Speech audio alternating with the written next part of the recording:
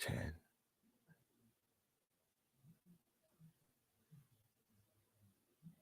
What's up, y'all? It's your boy Niner Faithful. How's everybody doing? I know everyone is having a legendary day. It's football day.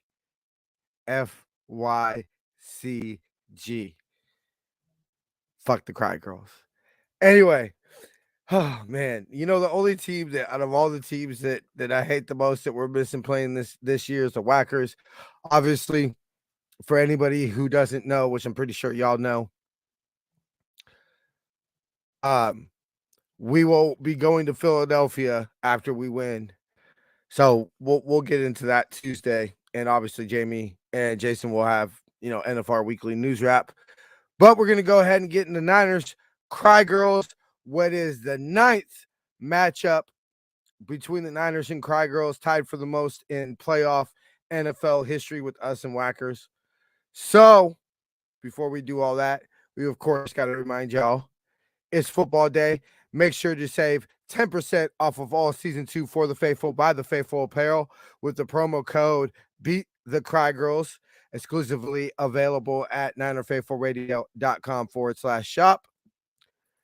Help out Niner Faithful Radio by using our shop49ers.com affiliate link. Link will be in the description of this video. Go ahead and go to SeatGiant.com. Use the promo code Niner Faithful Radio to save on all your theater, concert, and sporting event tickets, as well as help out the show. Follow us on social media. Jason does a bang-up job on Facebook, Instagram, and Tumblr at Niner Faithful Radio, and Twitter at Niner Faithful R.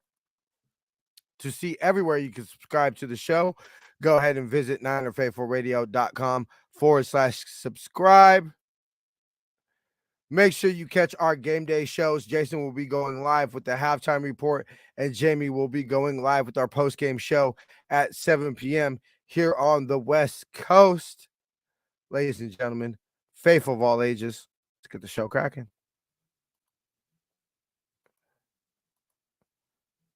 All right.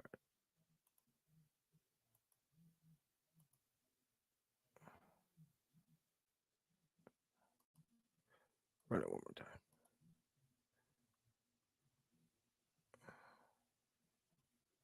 Damn it. Oh, I hate this thing sometimes.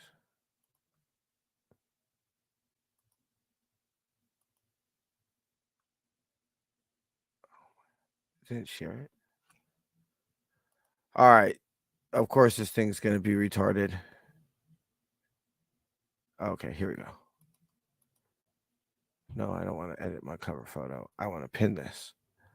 Oh, great way to start the show, T. And just to let you know, Bubby, this is something that I can't do before the show. I have to do it while I'm sharing.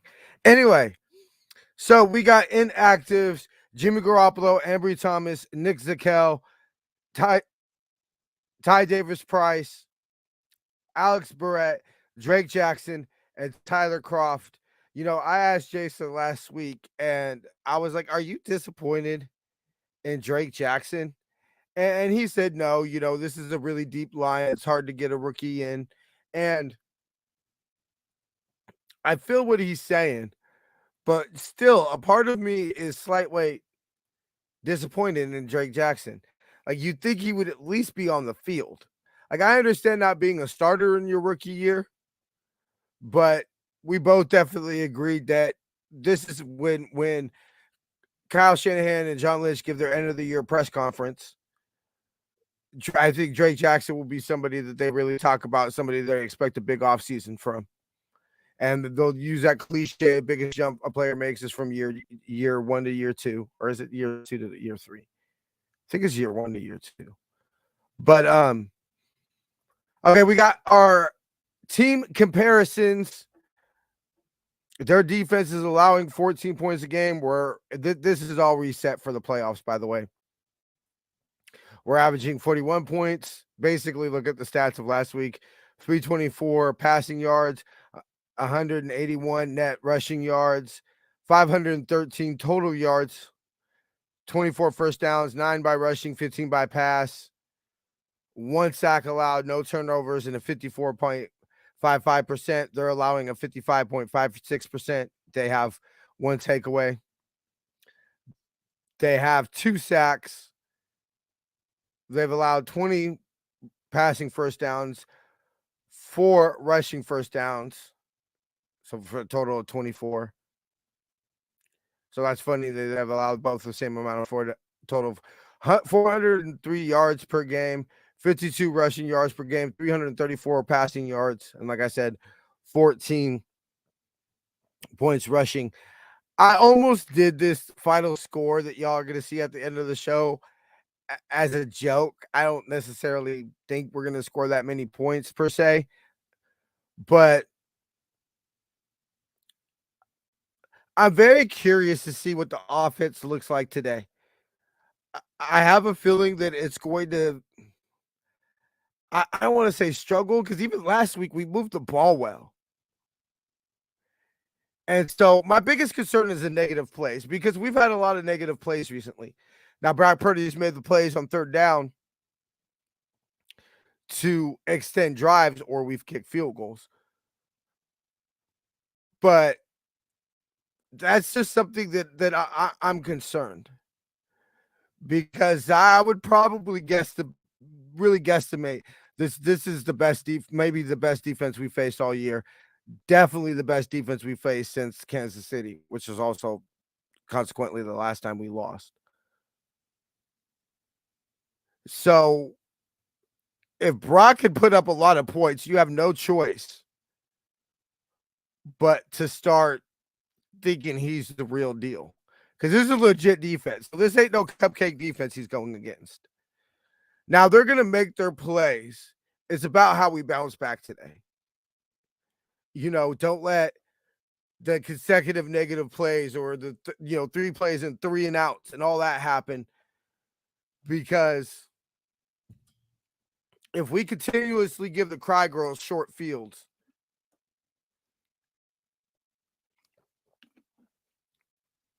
that's something that I'm going to be a little concerned about.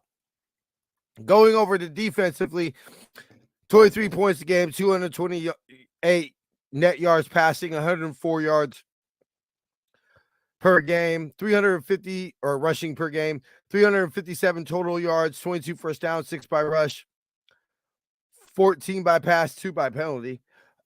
We had 3 sacks last week, 2 takeaways, and are allowing a 46.15% third down conversion. The Crygos offense, 31 points per game. Passing yards, 297 net passing yards. Net rushing yards, 128. Total yards, 433. 26 first downs, 8 by rush, 16 by pass, and 2 by penalty. They've given up 1 sack, have no turnovers, and are converting 53.85% of the time on third down. This, to me, is what I think ultimately will decide the game. And it goes into directly our matchup of the game, Travarius Ward versus CeeDee Lamb. I think if CeeDee Lamb can have the type of game that Metcalf had, which if you listen to George Cassell on KMBR, he talked about how Travarius Ward didn't play that bad. I mean, everybody, of course, is going to point to the run touchdown, but CeeDee Lamb's going to make his plays. It's about the big plays. It's about the long touchdowns. I think, and last week, yeah, I know that there was that 14-play drive, and the longest play on that drive was 12 yards, but I don't think the Cry Girls are going to beat us by going 14-play drives. I think the reason the Sheacocks were in that game, at least until, the second half, was because of their big plays. We eliminate the negative plays on offense and limit or eliminate the big plays allowed on defense, they don't stand a chance in this game. I honestly believe that. They'll score points, they'll make their plays and everything like that, but it's not going to be enough to, as Ronnie Lott would say, have a tight butthole. If we allow the negative plays, the sacks, I mean, we'll get into what I think about the sacks last week and our keys to victory, but we can't. We're way better football team than the Sheepdogs, and I think that's what you saw last week when we finally woke up and said, "Oh yeah, you know what? They're gonna play dirty." We have a comment actually. Nope, I don't want to end the broadcast yet. Bang bang Niner gang. What's up, Mimi? Bang bang Niner gang. Um, I think that when you see, oops, I still have the comment up. This is their talent is capable of ours. I still think we're better at every position except maybe quarterback. But running back, we're better. I'll take CMC over Zeke.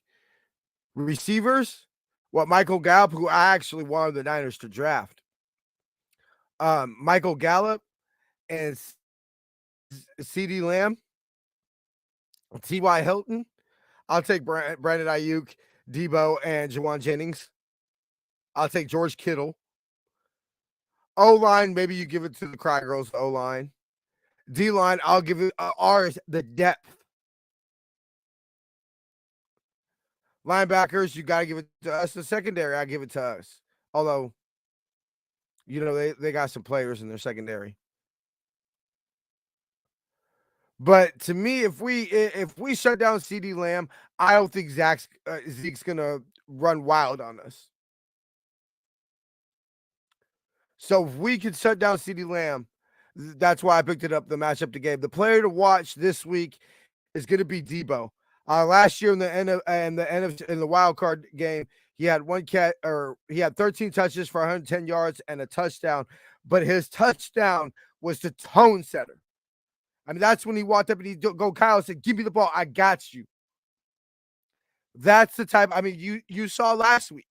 When did the offense wake up? When did the team wake up? When they tried to do that bullshit on Debo. The mentality we start the game with. You can't tell me it's not Debo and Trent Williams leading the team out.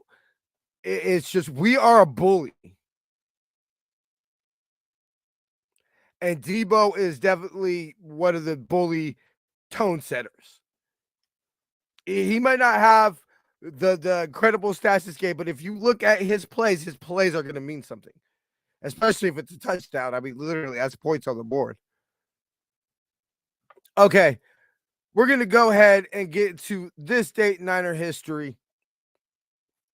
I'm not going to go ahead and go into the long spiel, but I am going to go ahead and touch on this game because it's a matter of fact, it's probably the most important Niner game in my lifetime.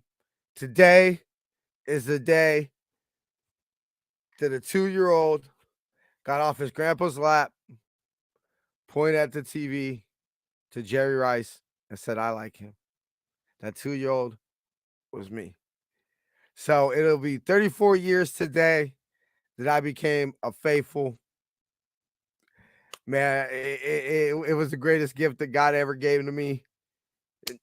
Man, what a faithful birthday present to go out and beat the team I grew up hating more than any other team.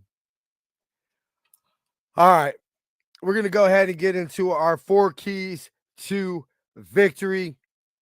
Key number 1, no mistakes. Like I was saying earlier, we cannot beat ourselves. They're too good of a football team for us to beat ourselves. Anyone who watched the halftime report last week saw how pissed I was at Jimmy Ward. Mistakes like that are how you get sent home in the playoffs. The Cry Girls are a good football team, and if we make stupid plays like that, the question will 6. We'll have to wait another year. Just it's simple. Don't beat yourselves. Key number 1. Key number 2, keep Dirty Purdy clean. Dirty Purdy was under duress all last week in the first half, and it clearly affected his play. Dare I say he looked like a rookie, in my opinion. We have the best pass rush in the NFL.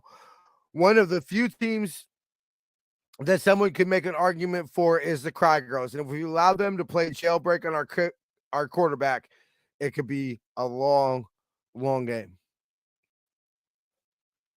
Key number 3, be the bully from the jump. As I speak from, clearly that play against Debo jump-started the team, but it was clear last week the Seahawks were going to play dirty and try to bully us, but we took it a step too far. And Nick Bosa put it, as Nick Bosa put it, they poked the bear. But where was that intensity from the first whistle? This week, I want to see us beat them into submission and show no mercy right from the jump. Don't wait until they try to do something dirty, because they might not try to do something dirty. Right from the jump. You know what? Pre-game warm-ups set the fucking tone. They did it in 94. We need to do it today. Key number 4, the faithful. Last week, the faithful showed up. They did not let Mother Nature or slow start keeping them making the field of the jeans lit. But this week is as much more important. As much as we hate the Seahawks, our hatred for the Cry Girls is stronger, and I need every faithful, including myself, whether you're at the game or not, to give it every ounce of your being to win the last home game of the season. It's been a long time since we had this team and our season, and I ain't trying to go through the offseason with that fucking taste in my mouth. That ain't happening. I'm fucking losing this ball game this week. Sorry, y'all. This game's a little different. Ultimately, that's why I think the Niners are going to win 49-24. And, ladies and gentlemen, that's a wrap. All right, we got a couple comments coming in. Let's get the win, Niners. Let's get this win. I feel you, Kim. With that being said, I shall see y'all on Tuesday. Make sure that you tune in to the halftime show to catch Jason's thoughts on the first half, and tune in to Jamie going live at 7 p.m.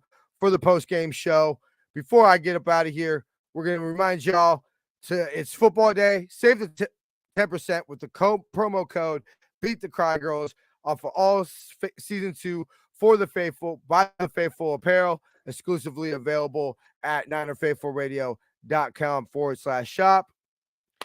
Help out Niner Faithful Radio by using our shop49ers.com affiliate link. Link is in the description of this video. Go to SeatGiant.com. Use the promo code Niner Faithful Radio to save on all your theater, concert, and sporting event tickets, as well as help out the show.